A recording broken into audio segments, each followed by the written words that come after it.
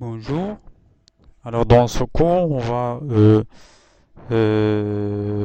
créer un document qui contient la représentation graphique d'un ensemble de données.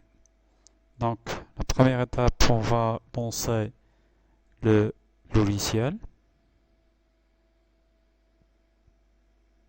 Après, on va insérer un tableau qui contient les prix ou par exemple les stocks de trois articles. Alors, pour chaque article, nous avons la référence et le stock. Alors, pour le premier article R1, le stock c'est 1000. Le deuxième article R2, le stock c'est 1500.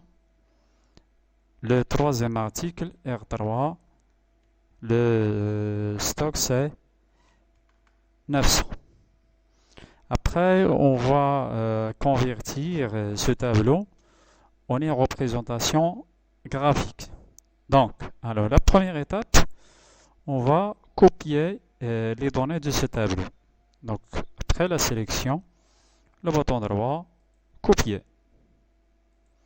Après, on va activer la position dans laquelle on va insérer ce graphique. Donc, après l'activation, on va exécuter la commande insertion, puis graphique. Alors bien sûr, une fenêtre sera affichée pour sélectionner le type de graphique. Alors on va sélectionner le type ou le modèle histogramme. Puis on va cliquer sur OK. Alors bien sûr, le logiciel va insérer une représentation graphique en utilisant des données par défaut. Mais quand vous voyez qu'il n'y a pas une relation entre ce graphique avec les données que nous avons dans le document. Donc, pourquoi? Tout simplement, au niveau du logiciel Word, après l'insertion, il va utiliser par défaut des données. Quand vous voyez les données utilisées, c'est catégorie 1, 2, ainsi de suite. Alors, c'est simple, on va écraser ces données. Donc, on va coller les données tout simplement qu'on a copiées avant. Donc, le bouton droit, coller, pour modifier ces données, c'est-à-dire pour mettre les stocks des articles. Et avant de fermer cette fenêtre Excel qu'on voyait bien sûr au niveau de Microsoft Word pour l'insertion d'un graphique, il va utiliser en parallèle le logiciel Excel. Alors concernant ces données, après la copie des données, il faut faire attention, il faut modifier la zone utilisée dans ce graphique. Donc, vous voyez, vous avez un message pour redimensionner la plage de données des graphiques. Faites glisser le coin inférieur droit de la plage. Alors ça, c'est le coin inférieur. On va le glisser pour le positionner sur les données convenables. Alors ça, c'est la plage qu'on va utiliser. Après, on va fermer la fenêtre d'Excel et vous voyez automatiquement, il a inséré le graphique qui représente bien sûr ce tableau. Alors au niveau de la mise en forme, bien sûr nous avons l'onglet création.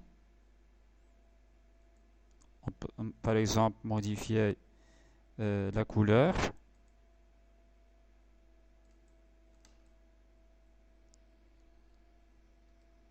Onglet création pour modifier la couleur.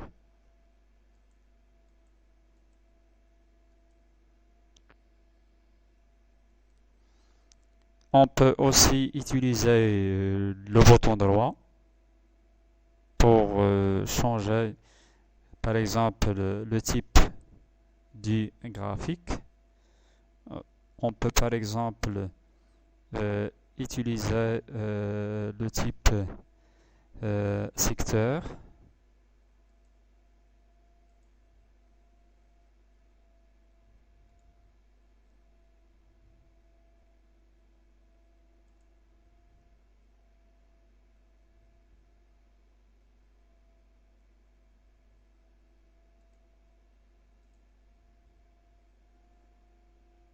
Et on va modifier les couleurs. Donc vous voyez, on a utilisé un graphique sous forme de secteur. Et bien sûr, nous avons plusieurs. On peut mettre par exemple la courbe. Vous avez plusieurs, bien sûr, et selon le type de données que nous avons dans le tableau. Alors, c'est la fin de ce cours. Je vous remercie.